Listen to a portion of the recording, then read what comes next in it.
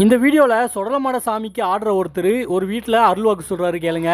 முதல்ல இந்த வீட்டில் உள்ளவங்க அவங்க வீட்டில் உள்ள பிரச்சனையை சாமிக்கிட்ட சொல்கிறாங்க. அதுக்கு ரொம்ப நேரமாக சாமி ஆடிக்கிட்டே இருக்கிறாரு. ரொம்ப நேரம் கழித்து சாமி என்ன சொல்கிறாருன்னு கேளுங்க. என்னோட பெரிய தெய்வம் வாங்கிட்டே நிற்குது. என்னோட பெரிய தெய்வம் வாங்கிட்டே நிற்கிது. அதை தாண்டி என்னால் சொல்ல முடியல.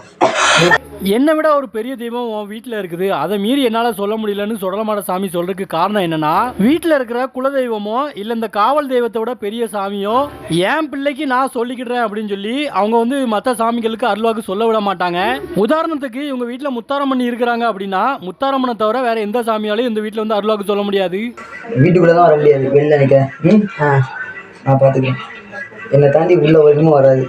சரி, நான் பார்த்துக்கிறேன். உள்ளே எதுவும் வராது. அம்மா இருக்குது சரியா, உனக்காண்டி நிற்குது.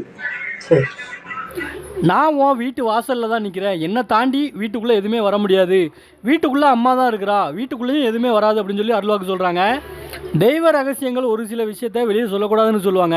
ஆனால் சாமி ஆடுறது அருள்வாக்கு சொல்கிறது இதெல்லாம் பற்றி சமீப காலமாக நிறையா தவறான கருத்துக்கள்லாம் பரப்பப்படுது. சாமி ஆடுறது அருள்வாக்கு சொல்கிறதுக்கு பின்னாடி எவ்வளோ விஷயங்கள் இருக்குது அப்படிங்கிறத நம்ம தெளிவாக சொல்லணும் அப்படிங்கிறதுக்காக தான் இந்த மாதிரியான வீடியோக்கள்லாம் போட்டுக்கிட்டே இருக்கிறோம்.